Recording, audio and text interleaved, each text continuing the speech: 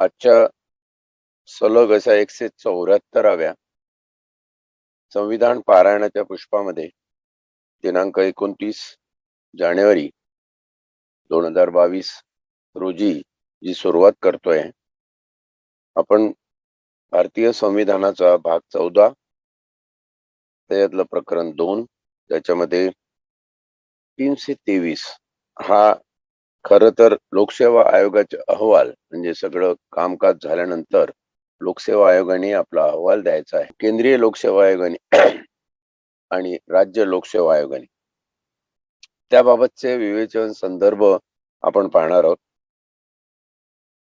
आणि त्यानंतर न्यायाधिकरणे म्हणजे ट्रायब्युनल आपण त्याला म्हणतो, त्याचा आपण आढावा घेणार आहोत. हा एक शेवटचा अनुच्छेद 323 भाग 14 मधला प्रकरण 2 चा त्या दृष्टीनं महत्वाचा आहे. जे अहवाल आहेत कामाचे लोकसेवा आयोगाच्या, ते इकडे तिकडे कुठे नाही, कुठल्या मंत्र्याला नाही, मुख्यमंत्र्याला नाही, तर डायरेक्ट लोकप्रतिनिधीच्या ज्या हाऊसेस आहे, लोकसभा, विधानसभा, त्यांच्या समोर ठेवण्याबाबत त्यांच्या समोर ते ठेवू शकतात. त्याचे फक्त 2 समभाग आहे, तेवढे घेतो आणि नंतर या प्रश्नाच्या उत्तराकडे येतो. अनुच्छेद 323 लोकसेवा आयोगांचे अहवाल.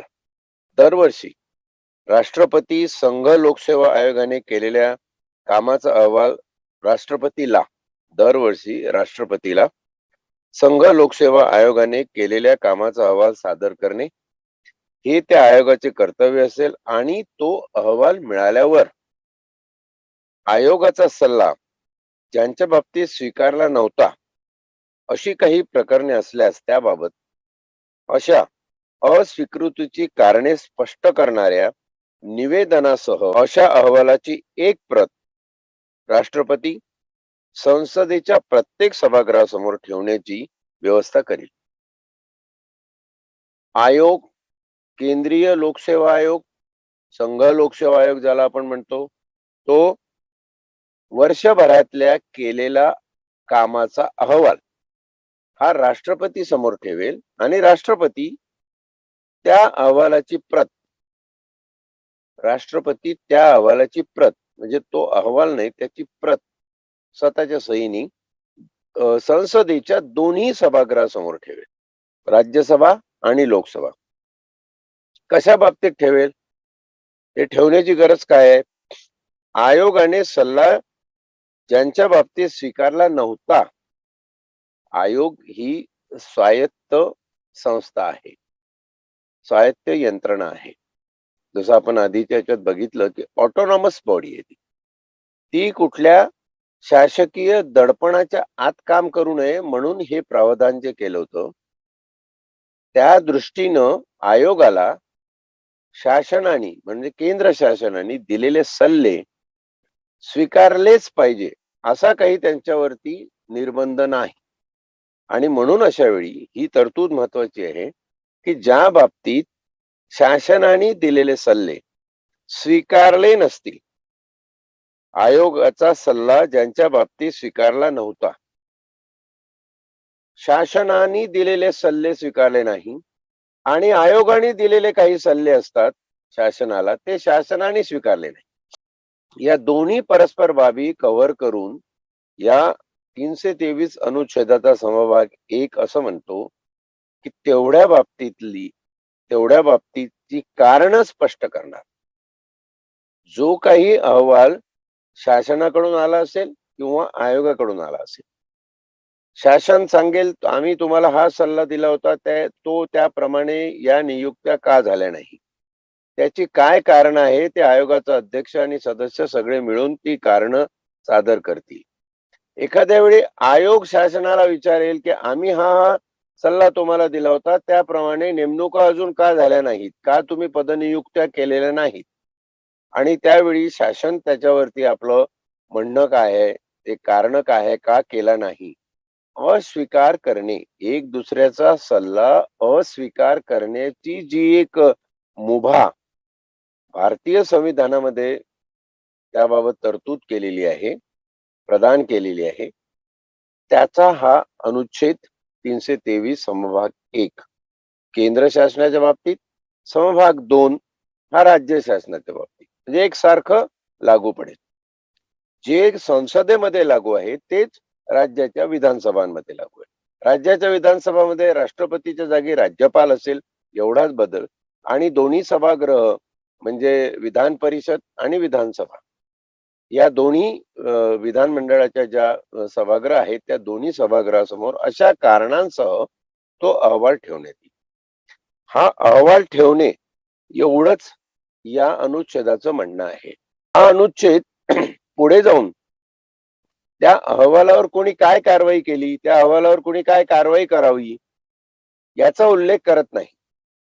म्हणजे जे काही सभागृहाच्या कामकाजामध्ये समाविष्ट असेल त्याबाबतचे ते निर्णय होतील. तुम्ही असं विचाराल की हे अहवाल दिलेले आहे पण त्याच्यावर मग कामकाज काय होतं, त्याच्यावर कुठली चर्चा होते, त्याच्यावर काही नियम बदलतात का, की नुसतं केराच्या टोपलीत ते अहवाल चालले जातात अशा प्रकारचे. याचं उत्तर असं आहे की त्या ठिकाणी विधानसभेचे अध्यक्ष असतील राज्याच्या ठिकाणी, संसदेमध्ये लोकसभेचे अध्यक्ष असतील, राज्यसभेचे अध्यक्ष असतील, ते त्यावर निर्णय घेतील की हे जे अहवाल आलेले आहे त्या अहवालाची दखल घ्यायची आहे. समजा एखाद्या सदस्याने विधानसभेच्या किंवा संसदेच्या त्याच्यावर दखल घेण्यासाठी प्रश्न उपस्थित केले तर त्या दृष्टीनं त्याची दखल घेतल्या जाईल. त्या दृष्टीनं कायदे बनवायचे नाही बनवायचे, त्याच्यात काही फेरबदल करायचे, ते सगळं त्या दृष्टीनं बघता येईल. परंतु 323 या अनुच्छेदामध्ये त्याच्यावर काय कारवाई करेल, फक्त अहवाल ठेवील. म्हणजे राज्य शासनाकडे राज्य आयोग आणि केंद्र शासनाकडे संसदेमध्ये केंद्रीय लोकसेवा आयोग हे आपल्या केलेल्या कामाचा अहवाल ठेवतील राष्ट्रपतीला अनुक्रमे आणि राज्यपालांना सादर करून. परंतु ज्यावेळी राज्यपालाला आणि राष्ट्रपतीला असं दिसेल की शासनाने आयोगाला दिलेले, लोकसेवा आयोगाला दिलेले नेमणुकाबाबतचे, त्यांच्या कामकाजाबाबतचे साधारण 307 अनुच्छेदापासून तर 312 अनुच्छेदापर्यंत या सगळ्या पदांच्या नेमणुका करण्याचे जे काम होते त्याच्या बाबतीत काही प्रश्न निर्माण झालेले आहेत किंवा हे सल्ला जो आपण दिला होता तो ऐकला गेलेला नाहीये, त्याची कारणं त्यांनी काय दिलेली आहे त्या कारणासकट आणि तसंच शासनाने काय कारण दिले, दोन्ही एक दुसऱ्याला सल्ला देणे. ही किमया कशाची आहे तुम्ही विचाराल तर ही किमया आपला जो लोकसेवा आयोग आहे तो स्वायत्त संविधानिक यंत्रणा या सदरामध्ये मोडतो. ऑटोनॉमस बॉडी ज्याला आपण म्हणतो, ती ऑटोनॉमस बॉडी असल्यामुळं त्याची स्वायत्तता अबाधित ठेवण्याचा हा एक प्रकार आहे. त्याचप्रमाणे या अनुच्छेदामध्ये त्या अहवालावर पुढे काय कारवाई होऊ शकते त्याबद्दलचा उल्लेख नाही. याचा अर्थ स्पष्ट आहे, जे आपण संसदेचे कामकाज आणि विधानसभेचं कामकाज ज्या अनुच्छेदांमध्ये बघितलं त्यावेळी हे सगळे अधिकार आणि त्याच्यावर निर्णय करण्याचे जे प्राधिकार आहेत ते विधानसभेच्या अध्यक्षांना आणि संसदेमध्ये लोकसभेच्या अध्यक्षांना आहेत. त्याप्रमाणे त्याच्यावरती कारवाई होईल. आपण एकदा परत हे दोन्ही समभाग अनुच्छेद 323 चे वाचून घेऊया. लोकसेवा आयोगांचे अहवाल दरवर्षी राष्ट्रपतीला संघ लोकसेवा आयोगाने केलेल्या कामाचा अहवाल सादर करणे हे त्या आयोगाचे कर्तव्य असेल आणि तो अहवाल मिळाल्यावर आयोगाचा सल्ला ज्यांच्या बाबतीत स्वीकारला नव्हता अशी काही प्रकरणे असल्यास त्याबाबत अशा अस्वीकृतीची कारणे स्पष्ट करणाऱ्या निवेदनासह अशा अहवालाची एक प्रत संसदेच्या प्रत्येक सभागृहासमोर ठेवण्याची व्यवस्था करील. समभाग 2 दरवर्षी राज्याचा राज्यपालाला राज्य आयोगाने केलेल्या कामाचा अहवाल सादर करणे हे त्या आयोगाचे कर्तव्य असेल, राज्य लोकसेवा आयोग.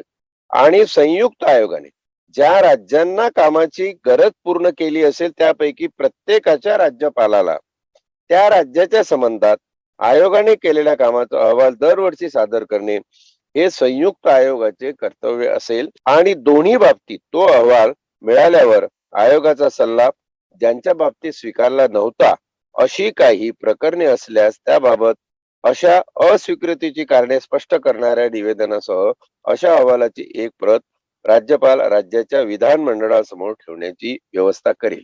एक तिसरा मुद्दा या ठिकाणी नव्याने उत्पन्न होतो संभाग 2 मध्ये, तो असा की जिथं संयुक्त आयोग आहे म्हणजे दोन राज्याचा मिळून एक आयोग निर्माण केलेला आहे, अशा वेळी या पद्धतीची जो अहवाल आणि त्याला न स्वीकारण्याची जी कारण आहेत ती दोन्ही राज्याच्या एक किंवा दोन जशी सभागृह असतील त्या विधानसभेसमोर ठेवण्यात येईल आणि दोन्ही राज्य त्याच्यावरती विचार करतील. आयोगाने पहिल्यांदा आयोगाचे कर्तव्य म्हणून दिलेलं आहे की दिस इज द ड्युटी. कुठेतरी एक संविधानाला, विधानसभेला, संसदेला असलेली बांधिलकी आयोगाचे कर्तव्य असेल. हा आयोगाचा सल्ला ज्याच्या बाबतीत स्वीकारला नव्हता अशी काही कारणे असल्यास ती स्पष्ट करणार. खऱ्या अर्थाने आयोगाने दिलेला सल्ला स्वीकारणं किंवा न स्वीकारणं हा कोणाचा अधिकार आहे? तर आपण जसं वरती बघितलं त्याप्रमाणे तो केंद्रात असेल तर राष्ट्रपतीचा, राज्यात असेल तर राज्यपालाचा. आता तो का स्वीकारला गेला नाही? त्यांनी ती बाब मंत्रिमंडळासमोर, राज्याच्या किंवा केंद्रीय मंत्रिमंडळासमोर ठेवली होती का? त्याच्यावर काय चर्चा झाली? न स्वीकारण्याची कारण काय आहेत? त्या कारणाचा उहापोह करून, त्या कारणाची स्पष्टता वर्णन करून त्या अहवालाची मांडणी दोन्ही ठिकाणी पटलावर, सभागृहाच्या पटलावर ठेवण्याचा जो प्रघात आहे त्याप्रमाणे ती करता येईल. म्हणजे इथे एक थोडासा आपण मुद्दा वेगळ्या पद्धतीने समजून घेऊ की लोकसेवा आयोग ही एक स्वायत्त यंत्रणा आहे, संस्था आहे. पण ही स्वायत्त यंत्रणा अनिर्बंध असता कामा नये. त्याच्यावर सुद्धा कायद्याचं, संविधानाचं एक दडपण असलं पाहिजे. अनिर्बंध झाली तर उद्या त्यांच्या मनाला जे येतील ते करतील, आम्ही कशाची जबाबदार नाही असं म्हणतील. असं होऊ नये त्यासाठी आयोगाने केलेल्या कामाचा अहवाल हा राष्ट्रपती आणि राज्यपालाला द्यायचा आहे. आयोगाने दिलेला सल्ला हा राज्यांनी किंवा देशाने का स्वीकारला नाही? आयोगाला सल्ला देण्याचा अधिकार आहे, पण त्याच्यावर अंमलबजावणी झालीच पाहिजे. ही जी प्रधानता आहे ती प्रधानता केंद्रामध्ये केंद्रीय मंत्रिमंडळ आणि राज्यामध्ये राज्य मंत्रिमंडळ यांची आहे. त्याचा काय अर्थ आहे? त्यांची अशासाठी आहे की ही लोकप्रतिनिधींची बॉडी आहे. लोकप्रतिनिधींचा हा निकाय आहे आणि सगळ्यात महत्वाचे कोण घटनेमध्ये? तर लोक. आणि लोकांचं प्रतिनिधी जे निवडून दिलेले आहेत लोकांनी, त्या ठिकाणी संसद आणि राज्याच्या ठिकाणी विधानसभा, यांना प्रमुख महत्व देण्यात आलेलं आहे. यांचं महत्व या 323 अनुच्छेदाच्या माध्यमातून परत एकदा अधोरेखित होत आहे. आणि हे महत्व देताना आपण एक लक्षात घ्या की लोकसेवा आयोगाच्या बाबतीत हे ट्रँग्युलर, हे 3 मितीचं कसं एक समानता निर्माण करणारं मिक्सचर केलेलं आहे. पहिलं लेजिस्लेचर, ज्याच्यामध्ये त्यांना स्वायत्तता देण्यात आलेली आहे. दुसरं त्याच्यावर नियंत्रण ठेवलेलं आहे आणि तिसरं सल्ल्यांच्या बाबतीत राज्यांनी ते सल्ले स्वीकारले पाहिजे असा हुकूम नाही. अस्वीकार सुद्धा करू शकते, परंतु एक नैतिक बाब म्हणून त्यांच्यावर एक दडपण ठेवण्यात आलेलं आहे 323 अनुच्छेदाने. आणि ते दडपणच आहे की लोकसेवा आयोगाचे सल्ले जर तुम्ही स्वीकारले नाहीत तर ते सल्ले का स्वीकारले नाहीत त्याबाबतचं कारण स्पष्ट करून त्याचा अहवाल हा जनप्रतिनिधी समोर आला पाहिजे. राज्याचा प्रश्न असेल तर राज्याच्या, संयुक्त राज्याच्या आयोगाचा प्रश्न असेल तर दोन्ही राज्याच्या, आणि केंद्राचा प्रश्न असेल तर केंद्र शासनाच्या किंवा केंद्रीय मंत्रिमंडळाच्या. हा 323 अनुच्छेद या ठिकाणी संघ राज्य आणि राज्य यांच्या नियंत्रणाखाली असणाऱ्या सेवा, संघ लोकसेवा आयोग, केंद्रीय लोकसेवा आयोग ज्याला आपण म्हणतो, आणि राज्य लोकसेवा आयोग याच्या जडणघडण, रचना, त्याच्या तरतुदी, त्यांचे अधिकार, त्यांची कर्तव्ये याबाबतचा या 323 अनुच्छेदांनी आज संपतोय. पुढचा जो 323 क हा 42वी घटना दुरुस्ती करून 1976 साली संविधानामध्ये समाविष्ट करण्यात आलाय. 1976 च्या आधी हा अनुच्छेद अस्तित्वात नव्हता. ही घटना दुरुस्ती झाली नव्हती म्हणून अस्तित्वात नव्हता. 76 ची जी पार्श्वभूमी आहे ही आणीबाणीची पार्श्वभूमी आहे. त्याच्याबद्दल आपण उद्या चर्चा करून या अनुच्छेदाचं काय एकंदर औचित्य आहे आणि का तो घटना दुरुस्ती करून संविधानामध्ये आणला गेला त्याबाबतची विवेचन आणि चर्चा करूया. आजच्या उरलेल्या वेळामध्ये जो प्रश्न विचारलेला आहे तो प्रश्न खऱ्या अर्थाने गंभीर आहे, म्हणून त्या प्रश्नाबद्दल आपण त्याचं उत्तर शोधण्याचा प्रयत्न आजच्या उरलेल्या वेळेमध्ये करणार आहोत. प्रश्न काय आहे ते आधी नीट समजून घ्यायचंय. शासनाच्या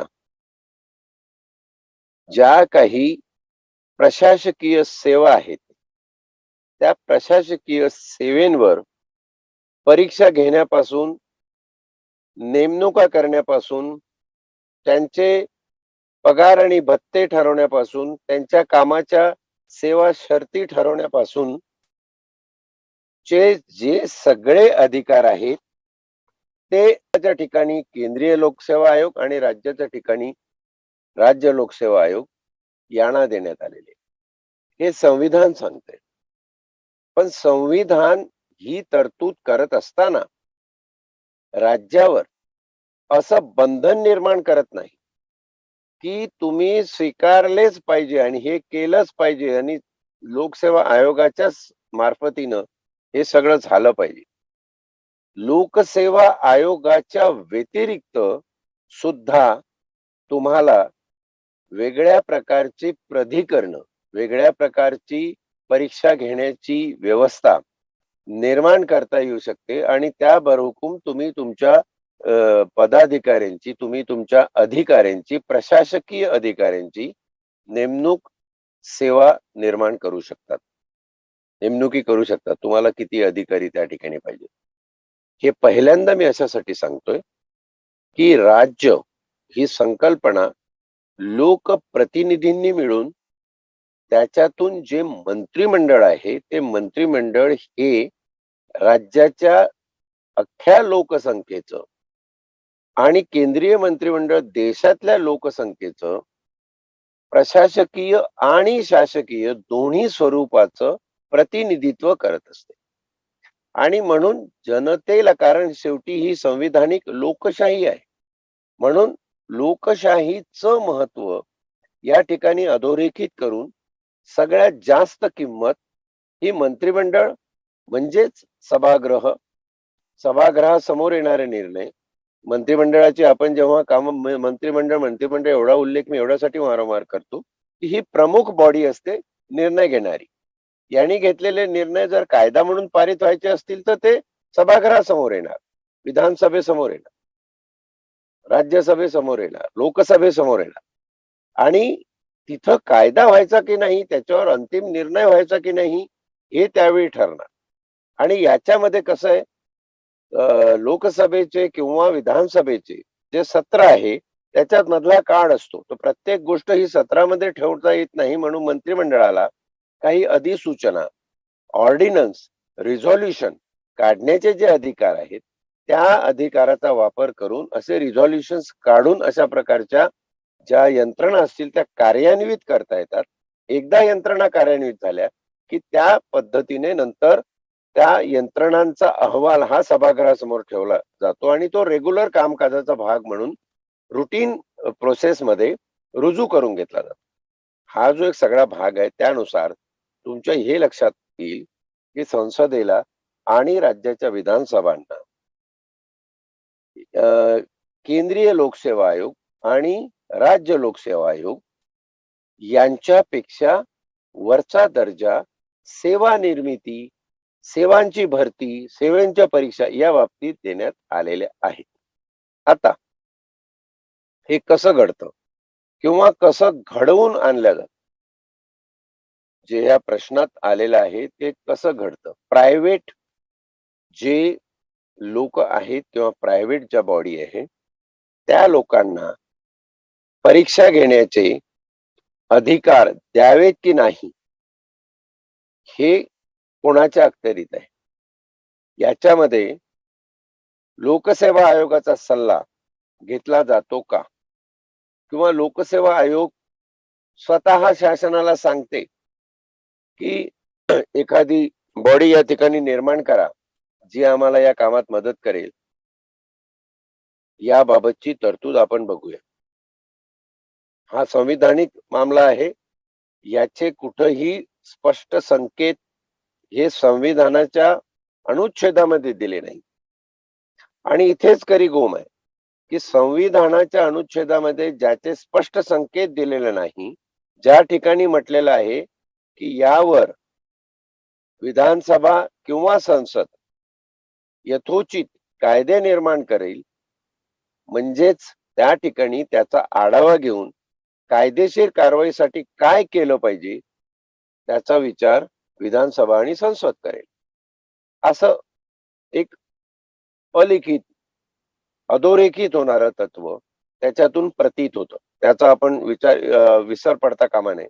आणि हा विसर आपण न पडता जर याचा विचार केला तर लोकसेवा आयोग हे शासनाला सांगू शकतात, सरकारला, या ठिकाणी तुम्ही प्रायव्हेट बॉडीच्या मार्फत ह्या परीक्षा घेण्याची व्यवस्था करा, किंवा शासन सांगू शकतं की इथे आम्ही प्रायव्हेट बॉडी निर्माण करत आहोत, आमच्या विधानसभेमध्ये, आमच्या मंत्रिमंडळामध्ये हा निर्णय झाला आहे आणि त्या निर्णयाप्रमाणे आम्हाला हे करायचं आहे, त्या पद्धतीने आम्ही करत आहोत. याच्यामध्ये तुमची यंत्रणा जी असेल ती योग्य त्या ठिकाणी कार्यान्वित करावी.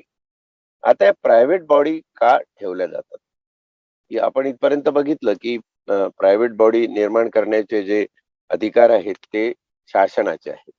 एखाद्या प्रायव्हेट बॉडीला आपण परीक्षा घेण्यासाठी सांगत असतो. मध्यंतरी जे काही प्रकरण जी बाहेर आली, घोटाळे झाले, माहिती फुटली, पेपर फुटले, काही बाबतीत कॅन्डिडेट कडून, उमेदवाराकडून पैसे उकळण्यात आले आणि पैसे घेऊन त्यांना त्यांची पदं देण्यात आली, अशा अनेक घटना आपण बघतो. हे प्रकार का होतात हा फार गंभीर प्रश्न आहे. याचा साकल्याने विचार केला पाहिजे.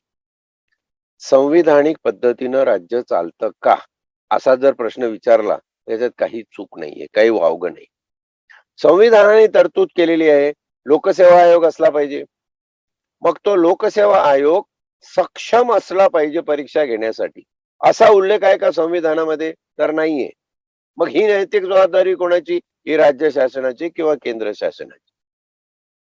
केंद्र शासन आणि राज्य शासन जेव्हा आपली कर्तव्य नीट पार पाडत नाही तेव्हा हे प्रश्न निर्माण होतात. का नीट पार पाडत नाही? तसा काही त्यांचा छुपा अजेंडा असतो का? बघा, या प्रश्नाच्या उत्तरातून संविधान कुठे संपतं आणि कसं संपतं त्याचाही आरसा आपल्या समोर येणार आहे. म्हणून विस्ताराने मी या प्रश्नावर चर्चा करणार.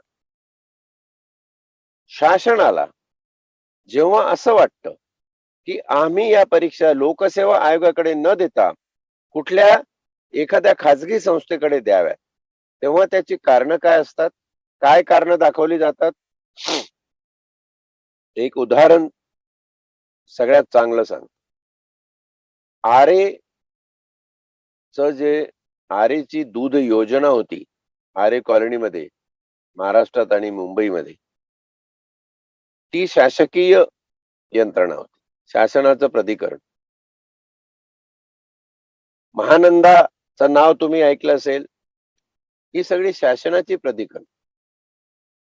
या शासकीय प्राधिकरणामध्ये राजकीय लोकांची बजबजपुरी आणि भ्रष्टाचार एवढा माजला, अनेक प्रकरणं आली.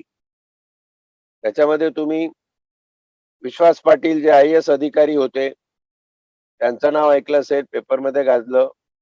त्यांच्यावर खटला गुदरला गेला. अनेक बाबतीमध्ये काय झालं, की ही जी प्राधिकरणं होती शासनाची, ती प्राधिकरणं डबघाईस यायला लागली, तोट्यात जायला लागली. तिथे भ्रष्टाचार प्रचंड प्रमाणात व्हायला लागला. आणि कोणी केला भ्रष्टाचार? राजकीय लॉबींनीच केला. आता जसं ते मुंबई बँकेचं प्रकरण चालू आहे. श्रीमंत मजूर वगैरे काय काय आपण ऐकतोय रोजच्या रोज. राजकीय मंडळींनी या संस्थांमध्ये जे भ्रष्टाचार केले, त्याच्यातून निष्पत्ती काय झाली, की त्या संस्थेची कार्यक्षमता डबघाईस आली. संस्थांची, संविधानिक संस्थांची कार्यक्षमता डबघाईस येणं हेच मुळात शासनाचं आणि राजकीय मंडळीचं अपयश आहे, हे या ठिकाणी मान्य करावं लागेल. तुम्ही शासक आहात, जनतेने निवडून दिलेले प्रतिनिधी आहात, तुम्ही राज्याच्या प्रमुख ठिकाणी बसलेले आहात. संविधानाने तुम्हाला राज्य चालवण्याचे अधिकार दिलेले आहे. तुमच्या अधिकारासाठी वेगळे कायदे नाही, संविधान स्वतःच एक कायद्याचं प्रबल माहेरघर आहे. आणि या संविधानाने दिलेल्या कायद्यानुसार तुम्ही तुमच्या यंत्रणा लोकाभिमुख, जनताभिमुख करून चालवायच्या आहेत. त्या तोट्यात का जातात? कारण केवळ संविधानाने ही तरतूद नाही केली, की जर तुमच्या यंत्रणा तोट्यात गेल्या तर त्या शासनावर केसेस व्हाव्या गुन्हेगारी स्वरूपाच्या आणि तुम्हाला आत टाकलं जात. अशा काही बाबतीत काही गोष्टी झालेल्या आहेत. जसं जे मृत्यूकांड जर बघितलं, जिचे विषारी ग्लिसरीनच्या सेवनाने 52 लोकांचे मृत्यू झाले होते, तेव्हा त्यावेळचे गृहमंत्री त्यांना लॉकअपमध्ये जायची वेळ आलेली. पण तिथे काय होतं, आम्ही नाही, प्रशासन जबाबदार आहे. प्रशासन म्हणतं शासन जबाबदार आहे. जबाबदारी कोणीही घ्यायला मागत नाही. ही जबाबदारी घेणे ही जी एक नैतिक बाब आहे, ज्याला आम्ही मोरॅलिटी ऑफ कॉन्स्टिट्यूशन म्हणून नेहमी अधोरेखित करत असतो. Morality of constitution is more important even than constitution, असं जे म्हटलं जातं, याचा परत पुनरुल्लेख करावासा वाटतो. हे फार महत्वाचं आहे. आणि हे महत्व आपण लक्षात घेत असताना राज्याच्या सेवा भरती करणाऱ्या आयोगांच्या सक्षमतेबद्दल जबाबदारी कोणाची? आता तुम्ही त्या आयोगामध्ये अनेक वर्ष अध्यक्ष नेमत नसाल, अनेक वर्ष सदस्य नेमत असाल का? राज्यामध्ये लोक नाही आहेत त्या क्षमतेची, जे परीक्षा घेऊ शकतील असे कुलगुरू पदावरचे लोक, कमिशनर आणि डायरेक्टर जनरल पदावरचे लोक, सचिव, उपसचिव अशा चांगल्या मोठ्या पदावरचे लोक महाराष्ट्रात नाहीये. कोणाची नेमणूक होऊ शकते त्याच्याबद्दलची तरतूद संविधानामध्ये आपण बघितली. कमीत कमी 10 वर्ष सेवा केलेल्या लोकांची नेमणूक त्या ठिकाणी होऊ शकते, ज्यांचा अहवाल एकदम क्लिअर आहे. तर अशा नेमणुका तुम्ही त्या ठिकाणी करून ते आयोगाचं काम कसं चालेल हे का करत नाहीये? म्हणजे एका बाजूनी लोकसेवा आयोगाला कुठंतरी अक्षम दाखवायचं, म्हणजे लोकसेवा आयोगाच्या पलीकडचं गुंतागुंतीचं हे काम आहे.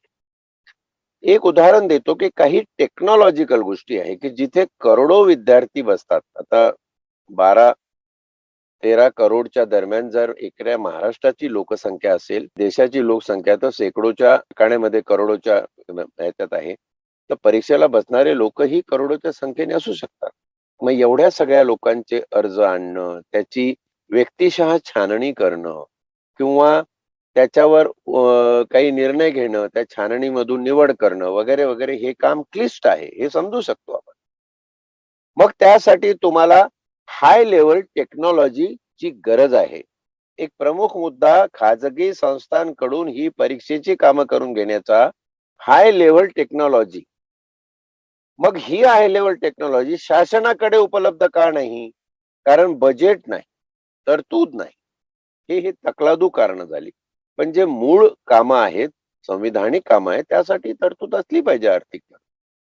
कधी कधी लोकसेवा आयोग हे त्यांच्याकडे पुरेसा स्टाफ नाहीये म्हणून सक्षम नाहीयेत, असं दाखवलं जातं, कधी कधी टेक्नॉलॉजीचं कारण दाखवलं जातं, कधी अर्थकारण दाखवलं जातं, आणि अशी कारणं दाखवून राज्याचं मंत्रिमंडळ राज्य लोकसेवा आयोगाच्या बाबतीत आणि संसद ही केंद्रीय लोकसेवा आयोगाच्या बाबतीत असे काही निर्णय घेते, ज्या ठिकाणी परीक्षा घेणे, पदावर निवड करणे इत्यादी कामं ही खाजगी संस्थांना दिली जातात. This is the prerogative of state, union और स्टेट. हा राज्याचा अधिकार आहे आणि त्या अधिकाराचा वापर हा जनता भिमुख होतो की नाही हे पाहणं ही त्यांची नैतिक जबाबदारी आहे. म्हणून नीतिमान लोक जर राजकारणात असतील तर राजकारण कशा पद्धतीने होऊ शकतं त्याचं हे उत्तम उदाहरण आहे सेवांमधलं. मग तुम्ही एकदा खाजगी संस्थांकडे हे दिलं, त्याच्यावर नियंत्रण कोणाचं? ज्या विभागातल्या जागा असतील त्या विभागाचं, त्या मंत्र्याचं. वन विभाग असेल, पोलीस असेल तर गृह खातं असेल, समाज कल्याण खातं असेल, त्या त्या विभागातील त्या त्या मंत्र्याचं त्याच्यावर नियंत्रण असतं. याचा अर्थ लोकसेवा आयोगाला पूर्णपणे काढून टाकलं जातं असं नाही. या खाजगी संस्थांच्या करारामध्ये, खाजगी संस्थांबरोबर जे कॉन्ट्रॅक्ट होतात लिखित, त्या लिखित कॉन्ट्रॅक्ट मध्ये हे लिहिलं जातं की तुम्ही हे सगळे तुमचे अहवाल हे राज्य लोकसेवा आयोग किंवा केंद्रीय लोकसेवा आयोग यांच्याकडे सुपूर्द करावेत आणि त्यांनी त्याच्यावर त्यांनी दिलेल्या अहवालाप्रमाणे शहानिशा करून एक शिक्कामोर्तबासाठी खानापुरती ज्याला आपण म्हणू, सह्यांचे मालक सयाजीराव म्हणून तुम्ही त्या सह्या करून ते शासनासमोर ठेवायचं, म्हणजे संविधानाच्या तरतुदीचे पालन झालं आणि शासनाला त्यांच्या पद्धतीने त्यांचे अधिकार जसे राबवायचे आहे तेही राबवले गेले. या दोन गोष्टी आहे. आपण जेव्हा हे विश्लेषण आणि हा प्रश्न म्हणून जेव्हा त्याचं उत्तर बघतो तेव्हा त्या प्रश्नाच्या मुळात जाणं आपलं काम आहे. केवळ टीका टिप्पणी करणं हा उद्देश नाहीये. कारण तुम्ही हे विचाराल की हे का होतं असं? हे अधिकार आहेत शासनाचे, पण हे अधिकार मग असे का वापरले जातात? त्याची कारणं काय दिली जातात? आणि म्हणूनच ते 323 जे अनुच्छेद आपण आज शेवटचं बघितलं, की सल्ले स्वीकारले नाही त्याची कारणं. समजा राज्य लोकसेवा आयोगाने एक सल्ला दिला शासनाला आणि शासनाने तो स्वीकारला नाही. आपण एक उदाहरण घेऊया. राज्य लोकसेवा आयोग असं म्हणालं की तुम्ही यावेळची PSI ची पदं ही खाजगी संस्थांमार्फत नाही, आमच्या मार्फत तुम्ही भरा, तुम्ही भरली पाहिजे. त्याचे हे हे निकष आहे, हे नियम आहेत, एवढी उंची पाहिजे, एवढी छाती पाहिजे, इतके फिजिकल टेस्टची निपुणता पाहिजे, इतके खाजगी टेस्टची निपुणता पाहिजे. त्याच्यामध्ये दोन ज्या परीक्षा आहेत त्या परीक्षांची म्हणजे प्रिलिमिनरी आणि मुख्य परीक्षा याची निपुणता पाहिजे, त्यानंतर व्यक्तिगत चाचणीची निपुणता, असा आयोगाने सल्ला शासनाला दिला केंद्रामध्ये किंवा राज्यामध्ये. एक उदाहरण म्हणून आपण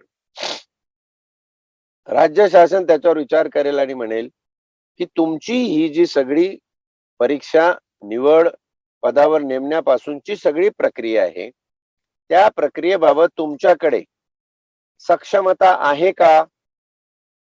त्याच्यावर लोकसेवा आयोग सांगेल की आमच्याकडे ही टेक्नॉलॉजी उपलब्ध आहे, आमच्याकडे ही कार्यपद्धती उपलब्ध आहे, त्या कार्यपद्धतीप्रमाणे आम्ही आमचा कारभार करतो, आमची प्रक्रिया पूर्ण करतो.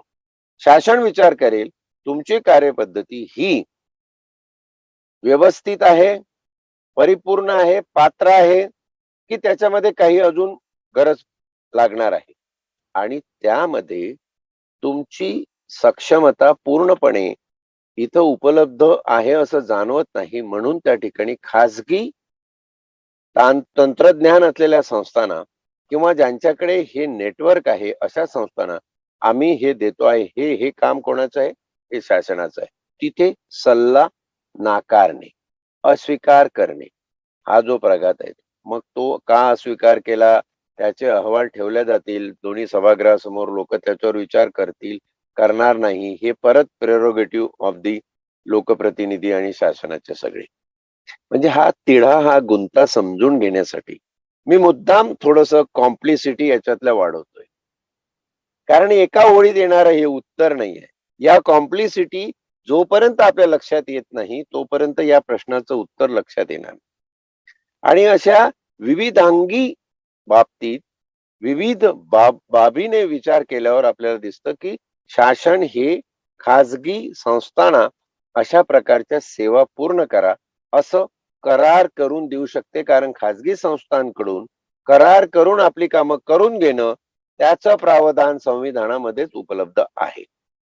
आणि हे जेव्हा होतं तेव्हा त्याच्यावर नियंत्रण हे शासनाचंच असतं आणि शासनाच्या नियंत्रणाखाली झालेली कामं लोकसेवा आयोगामार्फत, लोकसेवा आयोगाला या ठिकाणी एक टपाली आपण म्हणूया तितकं महत्व दिलं जातं आणि ते शासनाला अहवाल देतात, शासन त्याच्यावरती काम.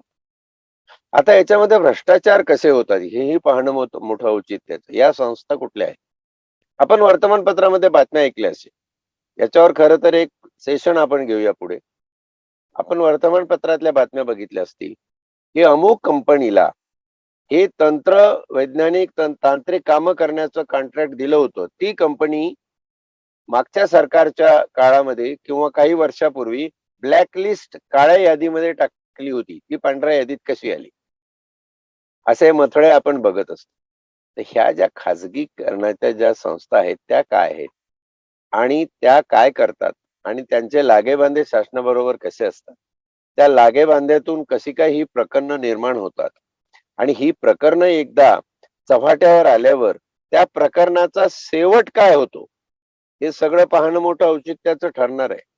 संविधान कुठे संपतं, संविधानाची मर्यादा कुठे नाहीशी होते आणि त्या ठिकाणी बजबजपुरी कुठे कशी जन्माला येते, त्याची बीज कशात पेरली जातात, हेही पाहणं या दृष्टीनं फार महत्वाचं ठरणार. आणि म्हणून हा प्रश्न ज्याने कोणी विचारला त्याचं परत एकदा अभिनंदन करतो आणि सांगतो की तुमच्या प्रश्नाचं उत्तर शोधण्यासाठी आपण परत एक पूर्ण व्याख्यान, पूर्ण पुष्प त्याच्यावर घेऊया. त्याच्यामध्ये ज्या कंपन्या आहेत त्यांच्या नावानिशी उल्लेख आणि बाकीचं सगळं विवेचन आपण निश्चितपणे करू. पण जनतेसमोर पडलेला हा प्रश्न खरंच अनुत्तरित राहता कामा नये. जबाबदारी कोणाची? संविधानाची, शासनाची, लोकसेवा आयोगाची की सरतेशेवटी जनतेची? या प्रश्नाचं उत्तर मिळालं पाहिजे. खऱ्या अर्थाने शासनाने गरज नसेल, कारण नसेल तेव्हा खाजगी संस्थांना अशा शासकीय सेवा भरतीच्या कामात अजिबात ढवळाढवळ करायला देऊ नये. कारण संविधानाने त्यासाठी आयोग निर्माण केले. त्याकरता तुम्ही आयोग सक्षम करा. तुमच्याकडे पैसा आहे, तुमच्याकडे यंत्रणा आहे, इतकं मोठं शासन तुमचं चालतं. करोडो लोकांच्या सेवा निर्धारित करणारे अधिकारी, सेवा अधिकारी तुम्हाला नेमायचे असतात. तुमचं नैतिक, संविधानिक, कायदेशीर सर्व प्रकारचं कर्तव्य आहे. ते करत असताना तुमची यंत्रणा का सक्षम नाही? ती का तुम्ही सक्षम ठेवत नाही? उलट तर ते कुठल्याही खाजगी संस्थांपेक्षा जास्त सक्षम असली पाहिजे असा प्रयत्न शासनाने केला पाहिजे. आणि अशा वेळी खाजगी संस्थांकडे हे काम दिल्याच जाऊ नये, कारण खाजगी संस्थांच्या कामामध्ये आजपर्यंतची प्रकरणं आणि न्यायालयामध्ये प्रलंबित खटले सांगतात की अनन्वित असे भ्रष्टाचार झालेले आहे. खूप वेगवेगळ्या प्रकारचे भ्रष्टाचार झालेले आहेत. त्याची मुळं जर पाहायला गेलं आपण तर एखाद्या विशिष्ट राजकीय पक्षाला, एखाद्या विशिष्ट प्रवर्गाचे लोक जर केंद्रीय किंवा राज्याच्या लोकसेवेमध्ये आणायचे असतील तर हाही भाग तिथे आपण नजरेआड करता कामा नये. याच्यावरही काही पिटिशन झालेले आहेत. एका विशिष्ट प्रवर्गाची लोक विशिष्ट ठिकाणी का दिसत?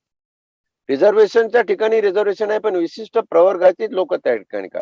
कारण शासनाला आपली सत्ता अबाधित ठेवून राज्य सत्ता आणि अर्थसत्ता असा व्यवहार करायचा असेल तर प्रशासक हा त्याचा पाहिजे. मग तो आपल्याच प्रवर्गाचा, आपलाच नातेवाईक असला तर कुठे बिघडलं? मग त्याचं सिलेक्शन होण्यासाठी आपण काहीतरी करूया काळं वेळ. संविधानावरती पारायण करणं, नुसतं बोलणं हा भाग वेगळा, त्याचे अर्थ सांगणं हा भाग वेगळा, पण खऱ्या अर्थाने असे प्रश्न जेव्हा निर्माण होतात त्या प्रश्नाचं उत्तर शोधणं हा एक भाग वेगळा आहे. आणि म्हणून आज वेळेच्या अभावी मी इथे विराम घेत असलो तास तुमच्या अनुमतीने थांबतो. धन्यवाद.